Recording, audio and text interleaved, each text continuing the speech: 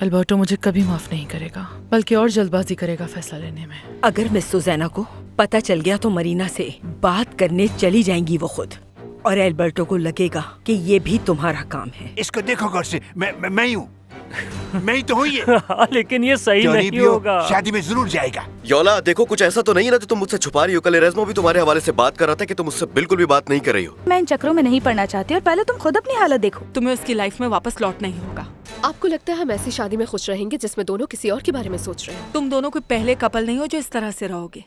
मामा ने धोखा दिया है मुझे। मैं उनसे किया हुआ वादा नहीं निभा पाई अल्बर्टो, मगर मैं ये साबित करूंगी कि मैं तुम्हारे लिए एक बेहतरीन साथी हूँ।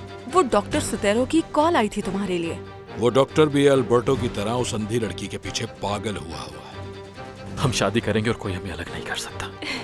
कोई नहीं।